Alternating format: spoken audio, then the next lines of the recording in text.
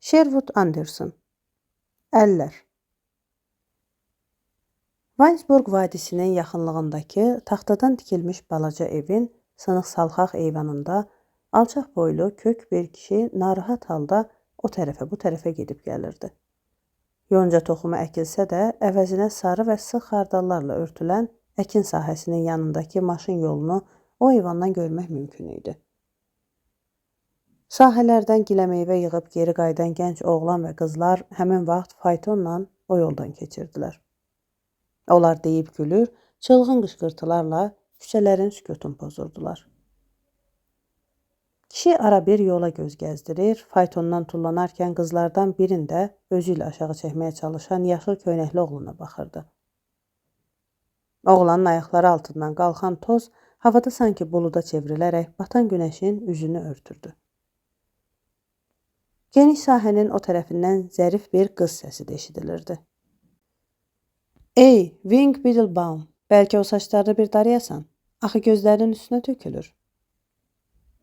Qız eyvanda var-gəl edən o keçəl kişiyə səslənirdi. Kişi isə sanki dağınıq saçlarını darayırmış kimi balaca və ürkək əllərini keçəl və ağ başına çəkirdi. Həmişə kabuslarla, şübhə və qorxularla yaşayan Wing Biddlebaum artıq 20 ildir ömür sürdüyü bu qəsəbənin insanlarından özünü uzaq tutur, buradakı həyatın ona aid olmadığını düşünürdü. Bütün Winesburg cəmaatı arasında indiyəcən cəmi bir nəfər onunla ünsiyyət qurmuşdu. New Willard House mehmanxanasının sahibi Tom Willardın oğlu olan George Willardla onun arasında dostluğa bənzər bir münasibət yaranmışdı. George Willard, Winesburg Eagle qəzetinin müxbiri idi. O, bəzən axşamlar mərkəzi yol ilə Wing Biddlebaumun evinə gəlirdi. Yarı uçuq eyvanda əllərini təşvişlə yellədərək var-gəl edən qoca, indi George Willardın gələcəyinə və axşamı onunla keçirəcəyinə ümid edərək gənc jurnalisti gözləyirdi. Giləmeyvə yığanların faytonu keçəndən sonra o, uca xardalların arası ilə küçəyə tərəf yol aldı və hasara dırmaşıb narahatlıqla qəsəbə yoluna baxmağa başladı. Bir müddət beləcə qaldı. Əllərin bir-birinə sürtüb baxışlarını küçədə gəzdirəndən sonra ürəyinə qəfil bir qorxu doldu və hasardan düşüb təzədən bayaqki eyvana qayıtdı. Bu 20 ildə qəsəbənin çözülməmiş sirri olan Wing Biddlebaum George Willardla söhbət edərkən utancaqlığını, qorxaqlığını bir qədər unudurdu. Şübhə və müəmmalar içindəki dumanlı şəxsiyyəti belə vaxtlarda öz gizli dünyasından çıxıb bu dünyaya təşrif gətirirdi. Bəzən hətta özündə cəsarət tapıb gənc jurnalistlə birgə Main küçəsində gəzirdi. Çölə çıxmadığı vaxtlarda isə evinin laxlayan eyvanında o tərəfə, bu tərəfə gedərək George həyəcanla nəsə danışırdı. Bu zaman onun asta və titrək səsi uca və sərt səsə çevrilirdi. Əyilmiş qəddini düzəldir, balıqçının çaya qaytardığı balıq kimi qıvraq hərəkətlər edərək danışır və uzun illərin sükutu zamanı könlünə yığılan hiss və duyğularını sözlə ifadə etməyə can atırdı. O çox vaxt əllə danışırdı. Əksər hallarda ciblərində yaxud da arxasında gizlətməyə çalışdığı əllərini bu zaman daha gizlətmirdi və incə, sirli barmaqları fikrini ifadə etmək üçün onun əsas silahına çevrilirdi. Wing Biddlebaumun əhvalatı əslində elə onun əlləri ilə bağlıdır. O əllər qəfəsə salınmış quşun durmadan çaldığı qanatlar kimi cəldi idi və bunu görən adamlar ona Wing adını vermişdi. Bunu Winesburgun hansısa naməlum şairi fikirləşib tapmışdı. Bu əllər öz sahibini nədənsə çox narahat eləyirdi. Wing cid-cəhlə əllərin gizlətməyə çalışır və tarlada onunla birgə işləyən yaxud da yorğun atların qoşulduğu faytonları kənd yolları ilə sürən insanların heç bir məna ifadə etməyən hərəkətsiz əllərinə həmişə təəccüblə baxırdı. George Willardla danışarkən o yumruğunu düyünləyir və divara yaxud da stolun üstünə çırpırdı.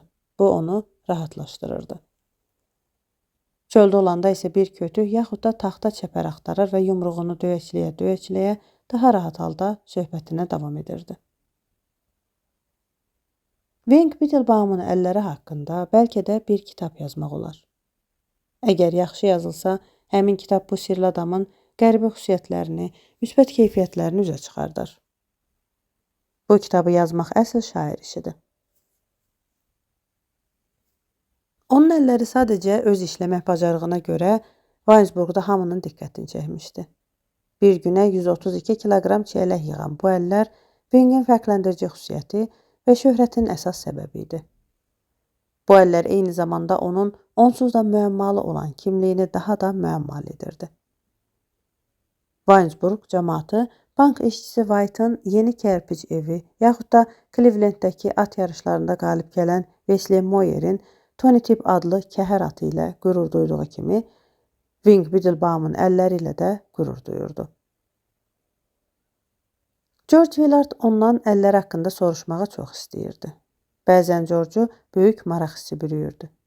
O düşünürdü ki, bu əllərin cəldliyinin və Wing Biddlebaum'un onları həmişə gizlətməyinin nəsə ciddi bir səbəbi var. Amma Wing Biddlebaum'a olan hörməti bu sualları verməkdə George'a mane olurdu. Bir dəfə Wingdən bu haqda soruşmaq üçün George'un əlinə yaxşı bir imkan düşmüşdü. Yay axşamlarından biri idi. Onlar çöldə gəzə-gəzə söhbət edirdilər. Üstünü ot basmış skamyanın yanında dayanıb oturdular. Wing Biddlebaum bütün axşamı ilhamla və şövqlə danışmağa davam eləmişdi. Qarşısına çəpər çıxdığı vaxt yekə ağac dələn kimi yumruğunu taxtaya döyəcləyə-döyəcləyə George Willardın üstünə qışqırıb ona qəsəbə cəmaatının təsirinə çox uyduğun demişdi. Sən özünü məhv eləyirsən, o qışqırırdı. Görürəm ki, təkliyə, xəyallar qurmağa meylin var. Amma xəyal qurmaqdan qorxursan. Sən də bu adamlar kimi olmaq istəyirsən. Sən onların danışığına qulaq asıb onları yamsılamağa çalışırsan. İndi ot basmış skamyanın üstündə oturduqları vaxtda Wing söhbətinin davamını gətirib fikrin sona çatdırmaq istəyirdi. Onun yumşaq səsində nostalji notlar sezilirdi. İndi o, fərəhlə köks ötürərək sanki xəyallar içində itib batmış bir adam kimi rabitəsiz nitqlə söhbətini davam etdirirdi. Wing Biddlebaum xəyallarındakı mənzərələri George Willardın gözləri önündə canlandırmağa çalışırdı. Bu mənzərələrdə insanların xoşbəxt yaşadığı kənd mühiti təsvir edilirdi. Azad və yamyaşıl ölkələrində bəziləri piyada, bəziləri at belində gəzən yaraşıqlı adamlar ağacın altında oturan qoca kişinin söhbətlərinə qulaq asmaq üçün balaca bağçaya tərəf axışırdılar. Wing Biddlebaum'un ilhamı getdikcə artırdı. O danışa-danışa bir anlıq əllərində unutdu. Özündən xəbərsiz əlini cibindən çıxardıb George Willardın çiyninə qoydu. Qoca kişi fərqli və daha cəsarətli səslə söhbətinə davam elədi. Sən indiyəcən öyrəndiyin hər şeyi unutmalısan. Sən xəyallar qurmağa başlamalısan. Bugündən etibarən kənardakı səslərə, söhbətlərə daha fikir vermə. Bu sözləri deyəndən sonra o dayanıb ciddi baxışlarla bir xeyli George Willardın üzünə baxdı. Gözləri par-par parıldadı. Əlini təkrar qaldırıb oğlanın çiyninə qoymaq istəyəndə sifətinə qorxu və dəhşət ifadəsi çökdü. Sonra həyəcan və təşviş dolu bir cəldliklə sıçrayıb ayağa qalxdı. Əllərini dibə qədər cibinə saldı. Boğazındakı qəhəri udmağa çalışsa da bacarmadı. Gözləri yaşla doldu. Mən getməliyəm. Daha səninlə söhbət eləyə bilmərəm. O həyəcanla dedi və George Willardı yaşıl yamacın üstündə çaşqınlıq və qorxu içində buraxaraq arxasına baxmadan yoxuşu enib çəmənliklə evinə tərəf qaçdı. George Willard həyəcandan titrəyərək ayağa qalxdı və qəsəbəyə tərəf getməyə başladı. Əlləri haqqında ondan heç nə soruşmayacağam. Hələ də kişinin gözlərindəki dəhşətli ifadənin təsiri altında olan George düşündü. Yəqin əlləri ilə bağlı onun nəsə başqa bir dərdi var. Bəlkə də insanlardan qorxmağına səbəb olan şey elə budur. Bəli, George Willard haqlı idi. Gəlin qısa olaraq o əllərin tarixçəsinə bir nəzər salaq. Bəlkə də bunları danışmağımız əlləri sanki yellənən ümid bayraqlarına bənzəyən bu müəllimin gizlin və maraqlı hekayəsini qələmə almaqda şairimizə ilham verəcək. Gəncliyində Wing Biddlebaum Pensilvaniya əyalətlərinin birində məktəb müəllimi idi. O vaxt onun adı Wink Biddlebaum deyildi. Bu ad qədər ahəngdar olmayan başqa bir adı var idi. Adolf Myers. Hamı onu bu cür tanıyırdı. Məktəbdəki oğlanlar Adolf Myersin xətrini çox istəyirdilər. O sanki fitrətən də müəllim idi. Yeniyetmələrlə yaxşı yola getməyə bacaran bir müəllim.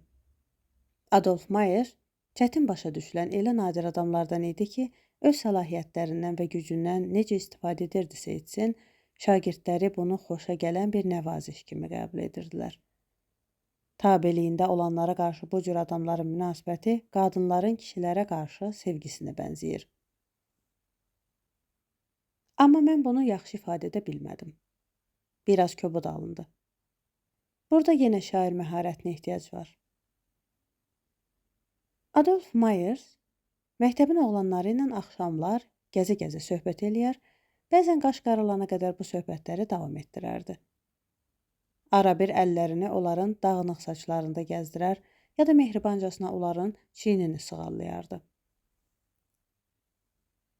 Danışdıqca onun səsi zərifləşər və musiqi səsinə bənzəyərdi. Sanki bu səsdə bir sığal var idi. O, səsinin zərifliyi və həlimliyi ilə şagirdlərinin çiynini sığallamaqla, saçlarına toxunmaqla düşüncələrini daha aydın çatdırmağa çalışır, şagirdlərinin onu başa düşməyini istəyirdi. Onun qəlbində həyat eşqini meydana gətirən güc birləşmə əvəzinə sanki bölünüb parçalanmışdı. Çiyinləri, saçları sığallanan oğlanlar söhbət zamanı şübhə və inamsızlıq hissini yaddan çıxardır, müəllimləri kimi xəyallar qurmağa başlayırdılar. Və sonra o faciə baş verir. Oğlanların arasından ağıldan kəm biri müəlliminə bağlanır.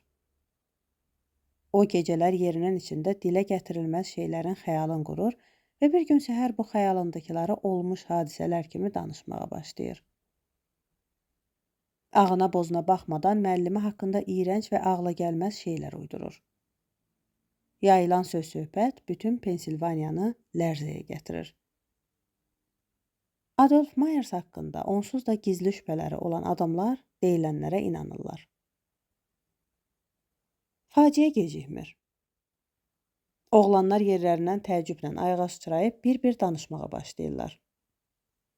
O əllərini mənim də çiynimə qoymuşdu. O həmişə mənim saçlarımla oynayırdı. Bir axşam qəsəbə sakinlərindən biri olan meyxana sahibi Henry Bradford məktəbə gəlir. Adolf Myersi həyətə çağırır və çölə çıxan kimi onu döyməyə başlayır. Sərt düyünlü yumruqları müəllimin qorxu dolu sifətinə dəydikcə o daha da qəzəblənir. Dəhşətə gəlmiş uşaqlar çığırışaraq həşərat kimi o tərəfə bu tərəfə qaçışırlar. Mən sənə göstərərəm əlini oğlumun çiyninə qoymaq nə deməkdir. Göstərərəm sənə əclaf. Meyxanaçı onu döyə-döyə qışqırmağa davam edir. Sonra əlləri yorulduğu üçün həyatın ortasında onu təpi ilə vurmağa başlayır. Adolf Myersi gecə ilə Pensilvaniyadan qovurlar. Əllərində fənər tutan 10-15 nəfər onun tənha yaşadığı evə gəlir və paltarın geyinib çölə çıxmağını istəyirlər. Həmin gecə hava da yağışlı olur. Fənər işığının altında adamlardan birinin əlində kəndir görünür. Adamlar Adolf Myersi asmaq istəyirlər. Amma cansız cüssəsiz müəllimin qorxudan ağarmış üzü, yazıq görünüşü onların ürəyinə toxunur və onu buraxırlar. Zülmətin içi ilə qaçıb uzaqlaşmağa çalışan Adolf Myersin arxasınca baxdıqca ona rəhm etdikləri üçün peşman olurlar. Qaranlıqda qışqıraraq yüyürən adamın dalınca söyə-söyə, daş-kəsəyə ata-ata bir xeyli qaçırlar. Bu hadisədən sonra Adolf Myers 20 il Weinsburgda yaşadı. Onun 40 yaşı vardı, amma 60-70 yaşlı oxşuyurdu. Biddlebaum adını o tələsik və təlaş içində Şərqi Ohio'ya gedərkən stansiyada yük qatarındakı ərzaq qutusunun üstündə görüb öz adı kimi götürmüşdü. Weinsburgda bir xalası var idi. Toyuq cücə saxlayan, dişləri çürüyüb qaralmış bir arvadı idi. Qarı ölənə qədər Adolf Myers onunla yaşadı.